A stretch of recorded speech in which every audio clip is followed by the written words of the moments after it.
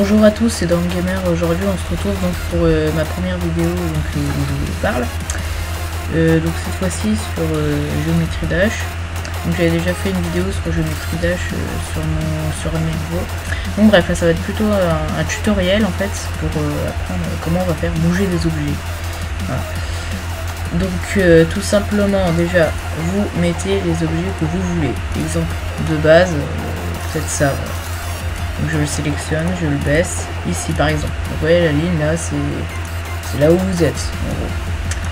Donc ensuite, on va sélectionner les objets, Edit Group, et là on va choisir le groupe 1. Et il faut faire Add bien sûr. Là c'est le cadre pour vous dire à quel groupe appartient vos objets. Donc là, faut pas juste faire 1, voilà c'est bon, maintenant il faut appuyer sur Add. Parce que sinon il appartient à rien. Donc add, voilà. Tout ça, ça appartient au groupe 1. Si on veut faire qu'il bouge par exemple de 2 blocs de haut comme ça, qu'il apparaisse, puis on va le décaler un petit peu, on va le mettre sous la ligne, de manière à ce que là on le voit pas déjà. Ensuite, on va mettre donc un move, à peu près vers ici, à peu près, on va dire. Donc edit objet.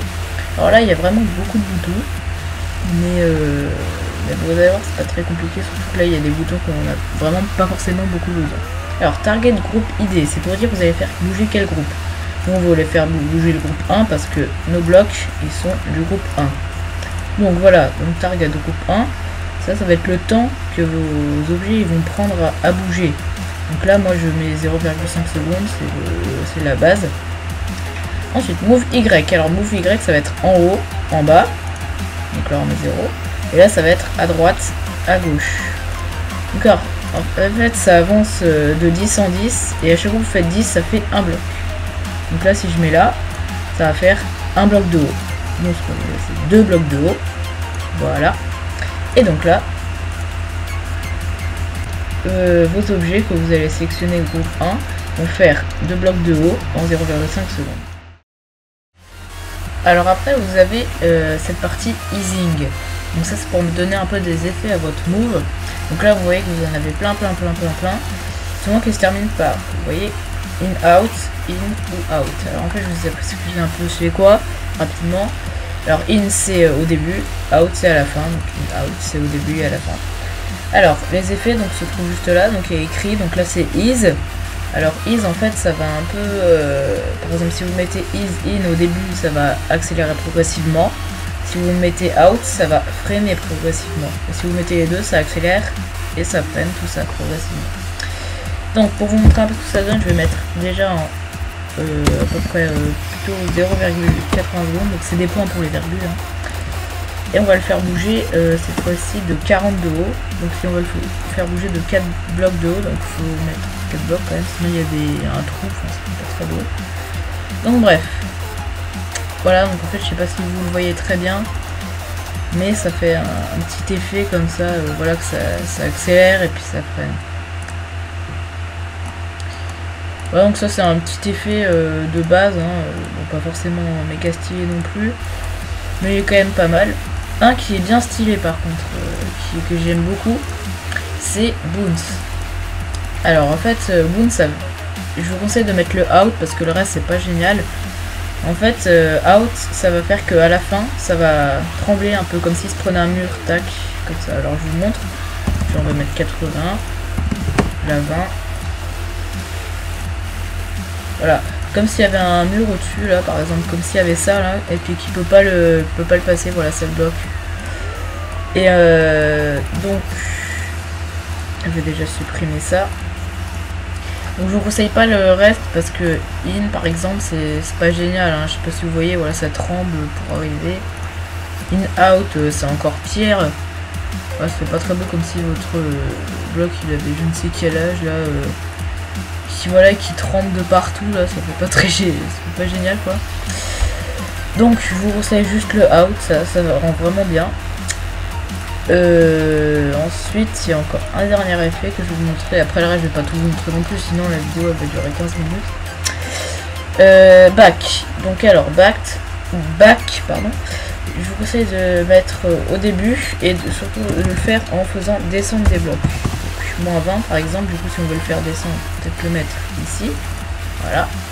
En gros il va descendre voilà en faisant un petit coup en avant, tac, et il descend. Du coup s'il fait un petit coup en avant, là on va voir un trou là.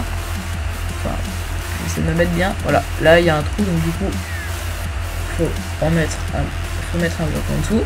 Voilà. Oula, par contre là il est un peu mal mis. Oui, parce qu'il faut surtout pas mettre des blocs pendant que l'animation est en cours, bien sûr. Ça va vous faire un peu n'importe quoi. Donc voilà, cet effet j'aime bien, surtout ça fait un peu un effet piège. Alors je vais juste en construire un vite fait.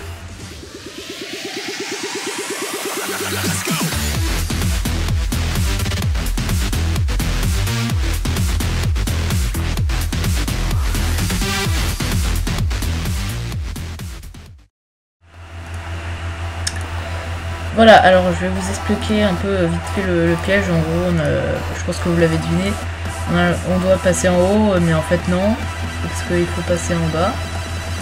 Voilà, donc en gros il y a les blocs de bas voilà, qui s'enlèvent au dernier moment.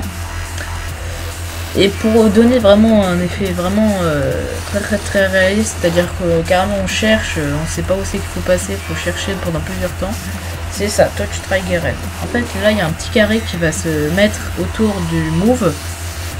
Et tout simplement, dès que vous toucherez cette partie, donc du move, et bah ça fera l'action. C'est-à-dire, en gros, là, si je le mets là, je le touche pas, et bah là, il se passe rien. Par contre, si je le mets juste là, par exemple, là, dès que je vais le toucher, hop, ça descend. Donc voilà, vraiment cet effet Touch Trigger Red, c'est pas vraiment un effet, mais cette option plutôt, elle est vraiment très utile voilà, pour donner vraiment du réalisme à vos pièges. Donc voilà, c'est un peu tout pour les moves, les bases bien sûr. Après il y a encore quelques boutons encore que je n'ai pas parlé, mais je le dirai sûrement dans la prochaine vidéo. Parce que pour l'instant je pense que si vous voulez juste savoir comment on fait pour bouger des blocs, vous n'avez pas besoin de plus, hein. Là vous savez comment on bouge des blocs, comment les faire bouger un peu différemment avec des effets. Le temps que ça va prendre, voilà je pense que ça suffit. Et puis voilà, c'est tout pour cette vidéo de tutoriel. Donc voilà, par exemple faites pas mon erreur là, parce que si vous le mettez trop près là, le bloc il va vraiment prendre du temps à faire son effet, puis du coup vous allez vous le prendre en fait finalement, donc faut le mettre un peu plus tôt. Voilà, là c'est parfait, moi je dis. Voilà, donc c'est tout pour cette vidéo donc de tutoriel comment faire bouger des objets.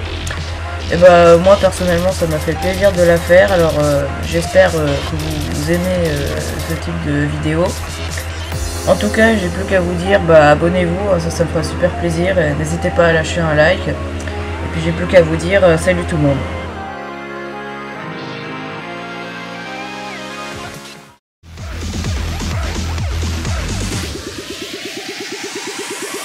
Let's go.